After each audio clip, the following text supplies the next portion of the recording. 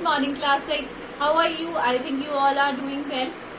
So, in our previous class, what we have done, we have completed our chapter number 5. हमारा chapter number 5 था जो कि poem थी वो हमने complete कर ली है. Now, in this class, we are going to start our new chapter, that is chapter number 7, fair play.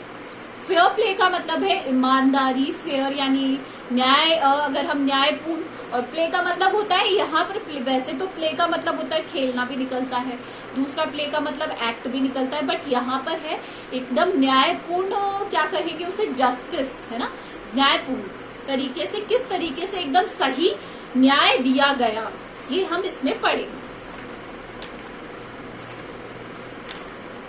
So we are going to start from page number 54. Page number 54 से start करेंगे. Now we are going to start with the warm up. Warm up में आपको precise रूप में ये बताया हुआ होता है कि स्टोरी में क्या दिया हुआ होता है.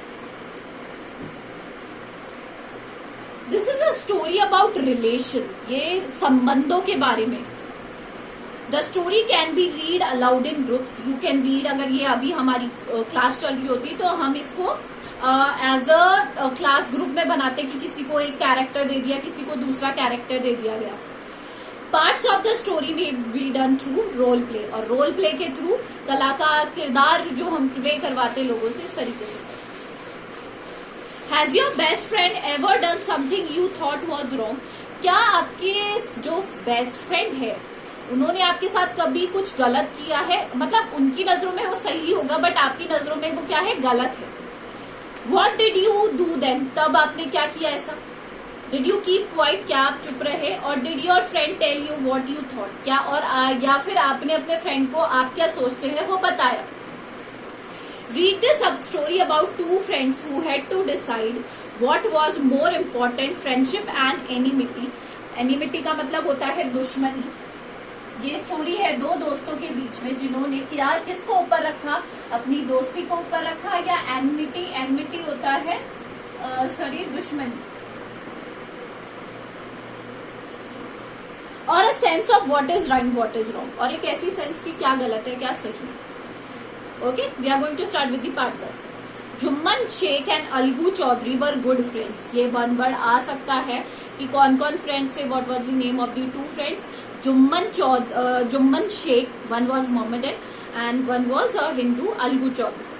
सो strong was the bond of friendship. उनका जो बॉन्ड था, उनका जो रिलेशन था दोस्ती का, वो इतना स्ट्रॉन्ग था कि that when either of them went away from the village, अगर कोई भी विलेज से बाहर जाता दोनों में से, the other looked after his family. जो दूसरा होता वो उसकी फैमिली का ध्यान रखता. Both were greatly respected in the village. और दोनों की बहुत ज्यादा रिस्पेक्ट थी गाँव. Jumman had an old aunt who had sum property. Jumman की क्या थी?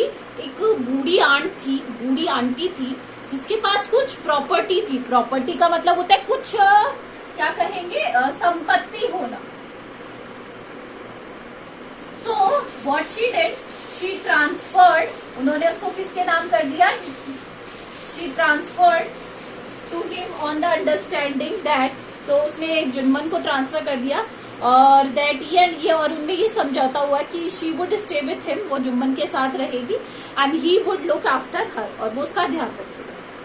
The arrangement work well for a couple of years. Couple of years मतलब 2 सालों तक तो ये अरेंजमेंट चलता रहा बहुत अच्छे से. Then the situation change. और इसके बाद परिस्थिति क्या हो गई? बदल गई. Jumman and his family were tired of the old relative. अब जो जुम्मन की फैमिली थी, जुम्मन भी अपनी ये जो रिलेटिव थी या कोई भी परिचित का हो, उससे बहुत ही ज्यादा परेशान हो गए थे. Jumman became as indifferent to her as his wife who grudged. Grudge का मतलब दुश्मनी निकालना.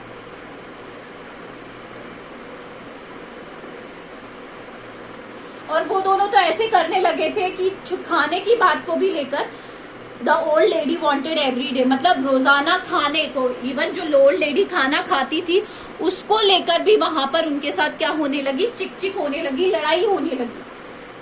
She swallowed these insult along with her food for a month of few months. कुछ महीनों तक तो वो इसको क्या रही? सहती रही. ये जो उसके साथ इनजस्टिस हो रहा था उसको सहती रही कुछ महीनों तक तो. But patience has it limit. पर जो धैर्य होती है उसकी भी अपनी एक सीमा होती है. जो धैर्य होता है उसकी भी अपनी एक सीमा होती है. One day she spoke to Jumman, एक दिन बहुत ज्यादा वो परेशान हो गई और उसने जुम्मन से कहा, माई सन इट इज नॉट ऑब्वियस, अब ये क्या हो चुका है, ऑब्वियस हो चुका है, एकदम बिल्कुल कंफर्म हो चुका है, that I am not wanted in your house, अब तुम लोग नहीं चाहते हो कि मैं तुम्हारे साथ तुम्हारे घर में रहूं, काइंडली गिव मी माई मंथली अलावेंस, मंथली अलावेंस हो गया मासिक भत्ता देना, so that I can set up a separate kitchen, अब तुम मुझे क्या दो, एक अलग से मेरे लिए खर्चा पानी दो ताकि मैं अपने लिए एक अलग सी सेपरेट अलग से किचन बना सकूं। My wife knows best how to run the house, be patient said Jumman shamelessly, shamelessly का मतलब होता है बिना किसी शर्म के, उसने कहा कि आप पेशेंस रखो, मेरी वाइफ को पता है कि घर कैसे चलाना है।